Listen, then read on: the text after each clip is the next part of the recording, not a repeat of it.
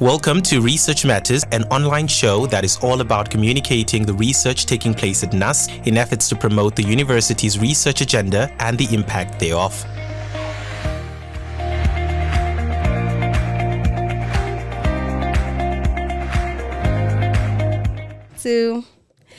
Welcome to yet another episode of Research and Innovation Matters right here on NUST FM. Of course, it is Unda and Nigel right here in studio. Nigel, are you excited to be back for yet another episode? I'm excited to be back. I'm excited to see the students back on campus. Uh-huh. Whoop, whoop. Whoop, whoop, indeed. Second semester is kicking off. But of course, it's not just Nigel and Unda in studio. We are joined by our guest this morning, Dr. Elombo. Pardon me. I hope I pronounced it correctly. Got it right, yes. All right. So, Doctor is the director for Namibia Energy Institute. And of course, we're just getting into the energy transitions and innovations for a green Namibia. So, welcome, Doctor. How is it so far? How are you feeling this morning? No, feeling great. And it's a privilege, actually, to be invited to your show. And I look forward to our discussions this morning. Of course. Now, just a slight introduction so that people know who exactly Dr. Elombo is, right? So Dr. Elombo is an Oxford-trained engineering scientist with a strong background in energy systems. Now, his expertise and passion lie in developing sustainable solutions aimed at accelerating the net zero transition. Now, he has over 15 years of experience in the international energy sector. Now, Doctor, isn't that a flex? 15 years. I just started, I'm at 2. How did we get to 15? Yeah, and this is in just not only academia, but also in industry. Now, Doctor, if you can just give me a little bit of that taste of your experience. Where have you worked? What does it feel like, internationally as well as locally? Yeah, no, thank you, Unda. I think you've given an introduction there, which is probably sufficient. But, I think to understand a person, you want to know where they come from. Absolutely. And I always pride myself with actually telling that I come from a rural village, which is something that most people talk about, isn't it? But it's important. You can't skip that. Yeah. It defines who you are. And I hail from a village called Onimwendi in Amsati region. I have to specify that because there's another Onimwendi in Oshana also. It's what made me, and I have to give a shout out to my community members there. Yeah. Schooled there, all my formative education, and of course then went on to do a bachelor's degree at the University of Cape Town. Which I completed. I won't mention the year, but because it will give off the age. Finished really well there, yeah. and of course proceeded on to do a Master's of Science in Engineering, where I specialized specifically in insulation, high voltage insulation, at the University of Stellenbosch, and thereafter I came back to Namibia, where we worked mostly on a project called the Caprivilink interconnector project, and it was looking at the type of insulation that would be fitting for that type of line, and we worked with colleagues. Particularly the one that I always like to mention is the late Jerton, who sadly passed on during the COVID years. May his soul rest in peace. And I mention him because he always thought I was this amazing, which I never really believed. I think you are. Just your energy walking in. Having studied with him, he was a phenomenal chap, very smart, but somehow he thought I was smarter than him. And I'm saying that because his belief in me and his encouragement actually gave me the boldness to apply to do a PhD. And at Oxford, he dared me to it, which I then proceeded on to do. You took up the challenge and ran with it. And I owe it to him, with greatest respect. So, that's what really led me to the PhD in engineering science at Oxford then. Did you always envision yourself to be here? when you look back and we're talking about how we can't really define you or give all this, attributes to you without looking at your background. As a little boy or a teenager, did you always envision that you would actually be here and be doctor? And in such a very, very, very vital industry as well.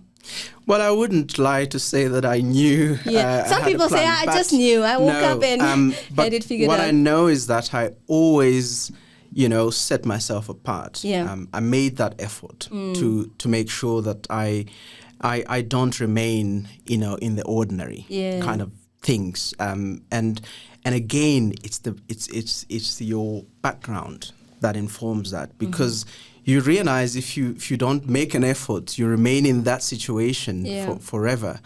And I didn't want that to happen to me. So I made every effort to make sure that I studied more, I exposed myself more, especially to, the language of access to information, which is English. And as you can appreciate, in a village context, that was a limitation. Yeah. And I had to be innovative, really, to make sure that I have my sketchbooks and write out all the new vocabulary words and practice them and all of that. And I we will talk later how I had to do that, because that was crucial. If you didn't have that access to information, you wouldn't actually make any progress. Absolutely. Yeah. Now, Doc, how did that translate? I see you have cum laude in your masters and the first class honors in your bachelor's. Mm-hmm. How did that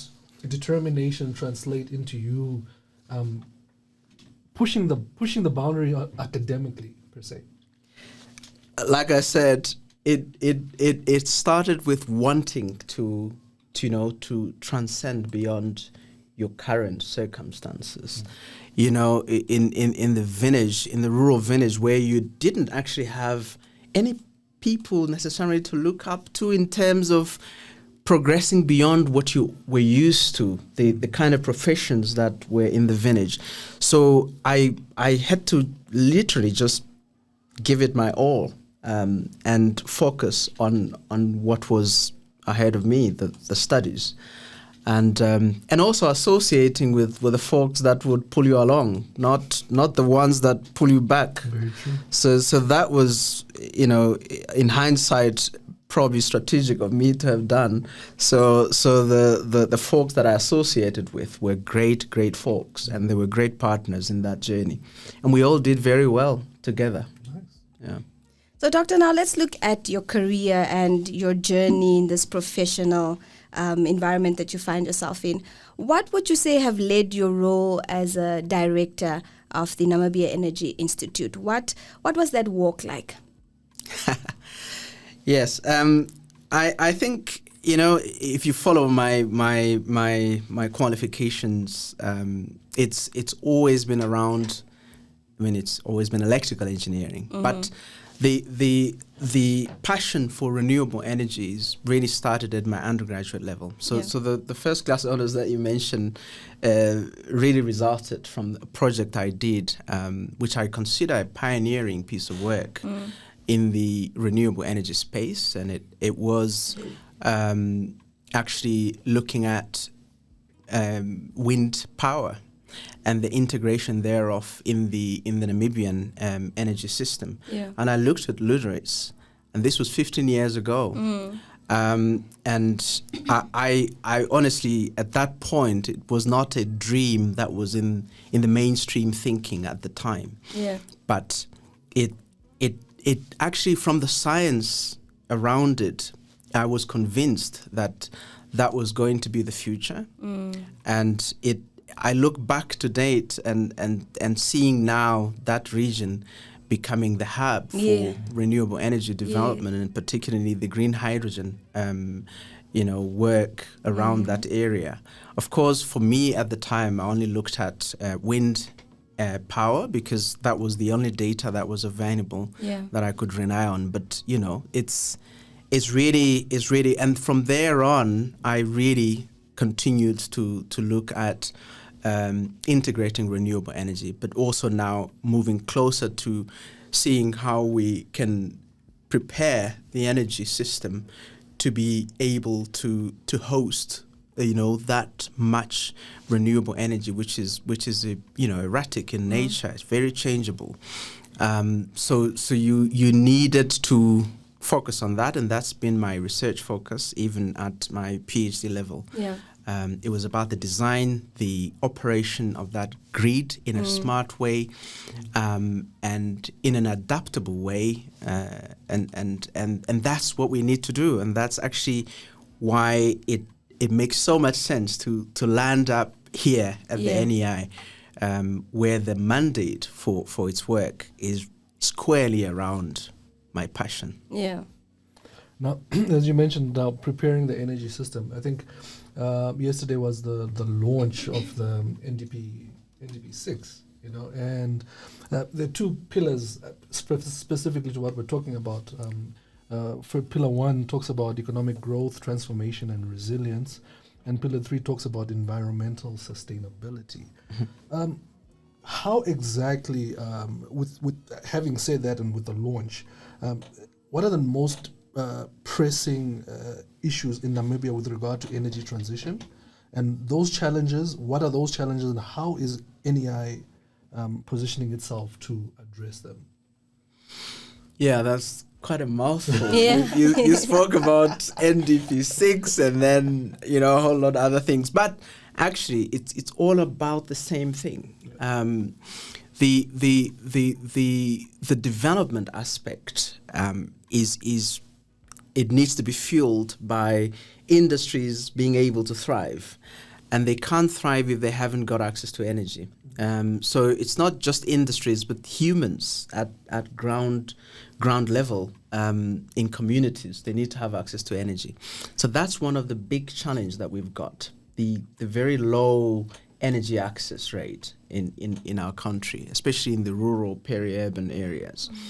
So that's the one big challenge that we're trying to address. And on the other hand, we've got this climate change situation, which is global, which is even felt here locally, with persistent, extreme weather situations and all that. So we are in a bit of a unique situation, because we're not just solving the climate change issue, which other developed countries are really just focused on that. We've got an energy access situation. So our role as the NEI is really to try and find a balance between the two. So there's the real genuine development agenda, which must be assisted by energy access. And there's also the response to climate change commitments that we must rise up to as a country.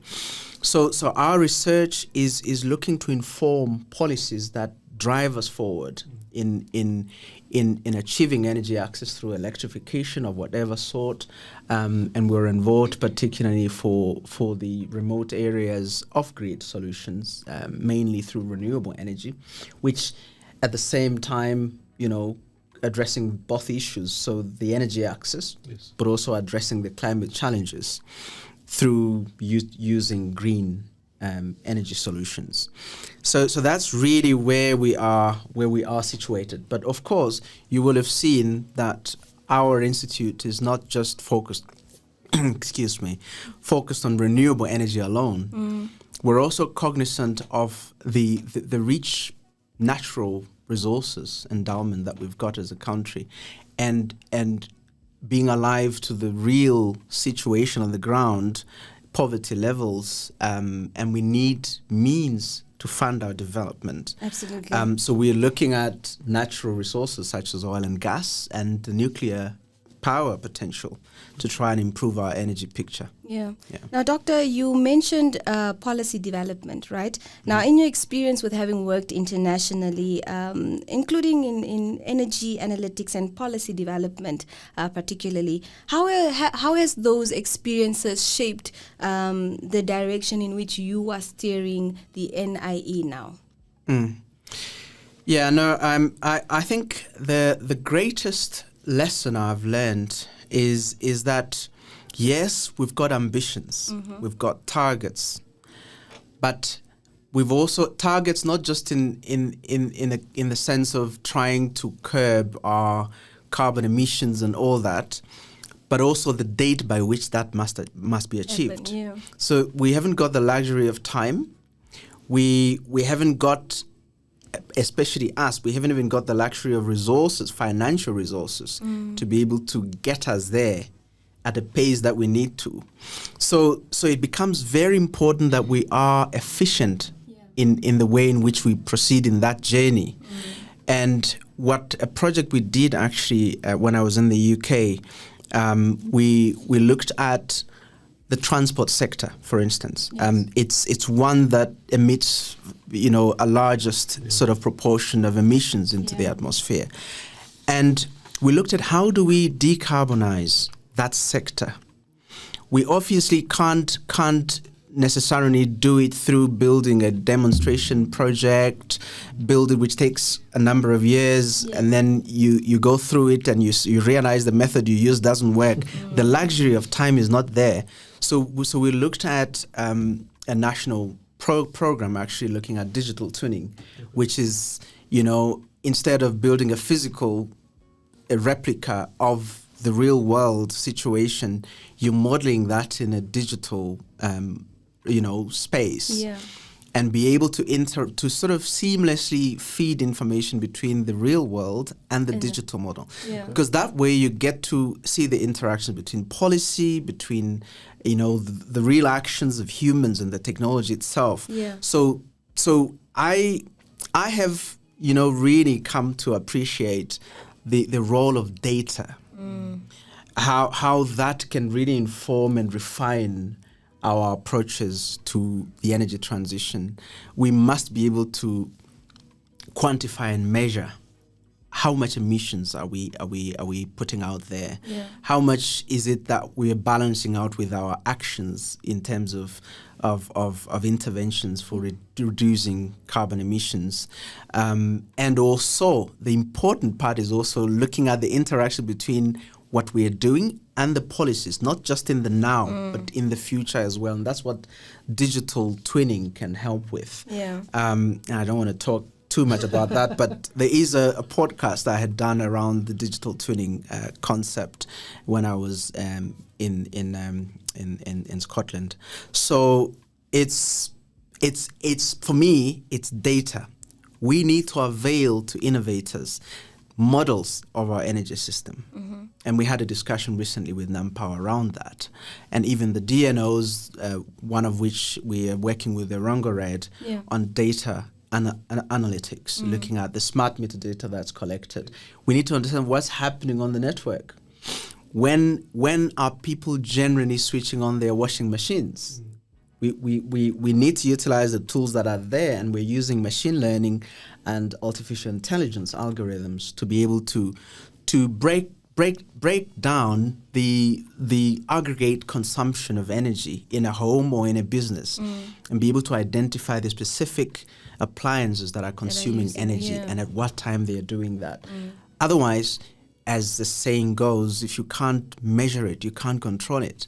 And we need to be able to have techniques of using our energy efficiently and sparingly as well. So that's the key thing. So you will see it's data for me, because that must drive our research, and that's what we are trying really to do.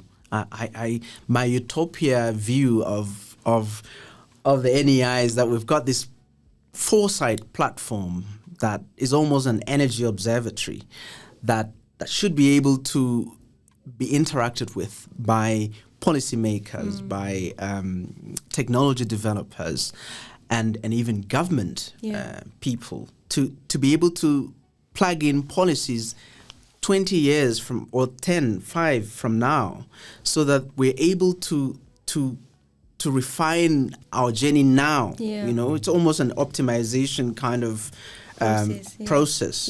So that's really, and sorry if I'm drifting, but very passionate about the data. And actually, the data aspect, the Red project, we've produced a paper that's actually accepted for inclusion as a book chapter in Springer Nature, and we've got another paper that we're going to be presenting on the 5th to the 7th of August here at NUST. It's an international conference on emerging networks and communication. I'm probably not getting that title right, but it's going to be an interesting paper, a little bit out of the field, but it's applied digital tools to energy. Okay. So yeah. So Dr. Elombo, there's no way I can get a digital twin? Are you asking where you can get one? No, myself. A digital twin for myself. You could create one for yourself. I think. I mean, Nigel.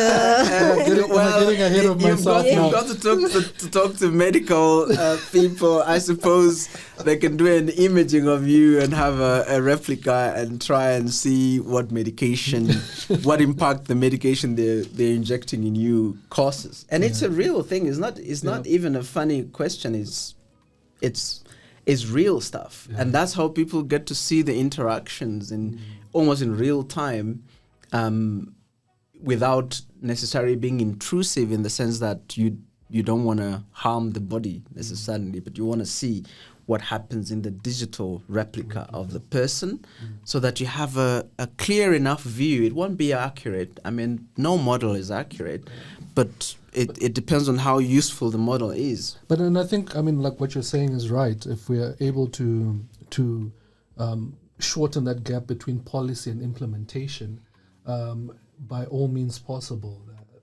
And as you said, going back to the data, going back to the analytics thereof, and also shortening that period from analyzing to implementation. Yes. Now, I'd like to carry on with our questions before we get too excited about getting a twin of myself. Yes. So NEI recently introduced a solar PV training suite. Now, my first question is, what is that? But then, in addition to that, what role does such an innovation play in advancing skills and capacity development in the green energy sector? Again, just like the same concept of digital twinning, helping us have a clear, fuzzy enough idea of what happens at what point and what do we need to do. It's the same thing with this evolving sector and the emerging technologies that are coming on. We need to be able to reskill and upskill the workforce to be able to run this sector properly, and we can't do that through theory. We've got to expose them to the real technology, hands-on, and that's what this suite is doing. It's a solar PV suite, and it's meant to expose the technicians, the engineers to the technology of solar PV, and what it can do, and how that can be integrated into the grid. So the suite actually has that ability to couple panels or solar PV to the grid, and see what happens there. And there's a load integrated within it. Of course, my colleague, Mrs. Helvi Leka, would speak at length on this, because this falls squarely in her center, which she runs as the head. So we see this as an important tool to actually really achieve that hands-on training, which we have been giving, but the solar PV aspect has been missing. So we've been more focused on solar thermal, which doesn't quite go through the electricity generation, but more capturing the solar energy and storing it or using it to heat up the water specifically. That's what we've been doing. So and we thank the people of Japan for funding that project through the UNDP, so which we recently launched. Yeah. Congrats on that launch, Thank by you. the way, Doctor. Thank But of you. course, let's head on a quick musical break, and we'll be back with our second segment of this very incredible and very, very thoughtful I'm just glad that we get this opportunity to engage with the academics, learn about their crafts and the passion that really drives their work. But of course, Doctor, perhaps you can just tell me why we chose this song, and this is The Boxer by Simon and Garfunkel. Why was that your song choice? What does it do to you? I'm getting goosebumps when you getting say goosebumps. that. Yeah. It's the starting of my journey. So, as I said, I needed to expose myself to the language, which would allow me access to information, and there was a limitation. Of course, shout out to my teachers. I love them. They've really instilled in me that courage to go for my dreams. But I needed to almost, teach myself somehow. So I bought myself a cassette player from PEP those years. And there happened to have been a teacher from the UK at the time. And so a volunteer teacher. So I got some cassettes from her, and I would play songs and she would give me an assignment to transcribe the songs, the lyrics of the song, the lyrics. So that was the first song that I transcribed, and I scored pretty okay. And I was in high school at that time, so it means a lot to me, and also the lyrics are not bad either. You know, they are. So I feel like I'm a boxer, and I had to, and this is what we have to do. We've got to take charge of our journey. Absolutely. With purpose. All right. Yeah. Now, Doctor, thank you so much for that. We will all listen to this with a pen in hand and perhaps transcribe it on your behalf as well. But of course, do stay tuned right here to NUST FM, because we are always reinventing sound, and we'll be back on the flip side. Welcome back to Research and Innovation Matters right here on NUST FM. Still Nigel, Unda and Dr. Elombo right here in studio. Now we're just continuing off with our conversation, and if you just joined us, my goodness, you already lost so much. But don't forget, you can always catch up on all the previous talks that we just had. Now, Doctor, let's just continue off and talk about the collaborations that you've spoken about. I mean, with the Irongo, and even just the partners that you have, for instance, with NamPower, and how that type of collaboration informs a lot of the projects that you do. What would you say, or could you share some examples of any recent partnerships that you have gotten into with either local or global companies or so forth? Right. Yeah. No. Thank you. Just to expand a little bit on the Irongo, right? So we pride ourselves with not just international collaborations, but local collaborations as well, and regional. So the local one, which is the Irongo Red, is a tripartite kind of collaboration. Okay. It's one that doesn't just involve the NEI, NUST, and Irongo Red, but also an international partner based in Glasgow, Scotland, UK. It's a university called the University of Strathclyde. Okay. So we are doing this project together. They are very strong on analytics, data analytics, machine learning and artificial intelligence. Yeah. We, of course, have some level of that segment of skills as well, but also strong on the energy system aspect of things. So we are collaborating so well with that, and this is something that I started long before I joined the NEI, as far back as 2022. So it's been ongoing, but it finds perfect home now, I feel, at the NEI, that we've got that focus. We've also got collaboration with other institutions based in Finland on a project called Smartville, which is looking at promoting productive energy use within communities. Yes. And we've just built a living lab outside of Windhoek in a settlement called Mix, which is going to be launched soon. Oh, okay. I was wondering, where is Mix? Very soon. It's just slightly outside of Windhoek, in the direction of just off the road to Okanya. Okay. So there's a lot of work happening there, and we've got a number of projects.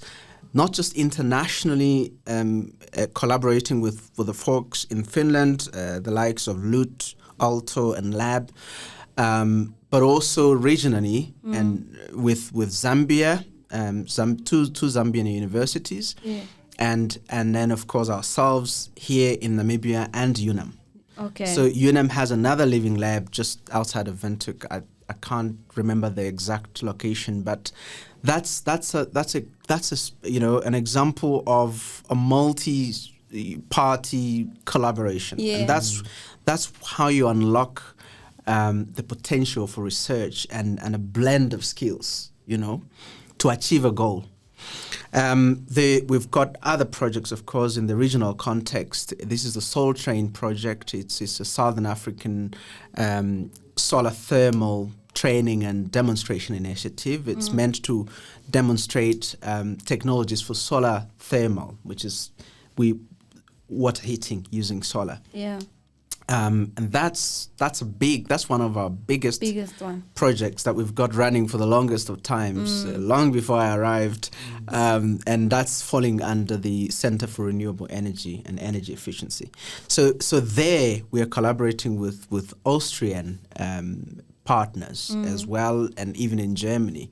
So there's and of course regionally South Africa, Botswana, Zambia, SADC region. So that's big. And the view again is in the sort of regional sense, we've got a common goal. Yes. So why energy access run it is by yourself is when common, you can? And climate change issues common. So we are really in a perfect partnership, and I see that it's really even culminating in a roadmap that all the partners in the Soul Train sense are developing. Bankable. Some of the partners have already actually got there to a bankable proposal to roll out these technologies. We've got several of them. Some of them are in the Kadutura State Hospital, our systems, and across the city, and we are looking to as well finalize the development of our roadmap for the country. Again, you might not know, but the NEI is such a unique institute because it's got this affiliation to academia through NUST, but it's also got a real relationship with government, being an R&D arm of government in the energy sector, resulting under the Ministry of Industries, Mines and Energy. So it's whatever we do finds its way directly into policy with ease, and perfect place to be. Yeah, great. Did I lose track of No, right on it. Thank you. Now, I as you were talking, you're talking about transitioning and exciting future that NEI has. Now, without saying much, I know there's some form of rebranding, some form of Center for Oil and Gas during our 10-year celebration. Without saying much, this is like a teaser to our audience out there. What does the future of NEI look like? You recall I mentioned we're doing renewable energy, but we're also cognizant of utilizing our natural resources, which is a clarion call we've now received from the sitting president, Her Excellency Netumbo Nandi Ndaitwah.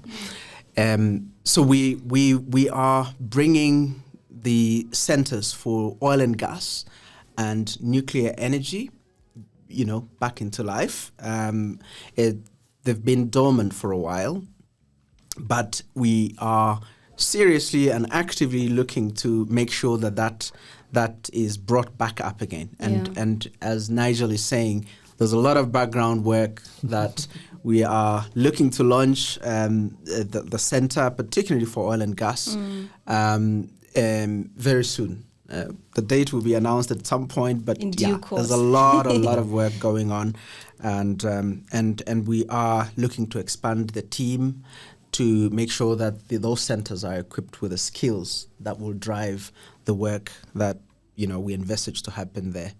Yeah. Now, Doctor, we have come to the end, but before we wrap So it up... soon. So soon. Oh, my gosh. We're having such a great time, aren't we?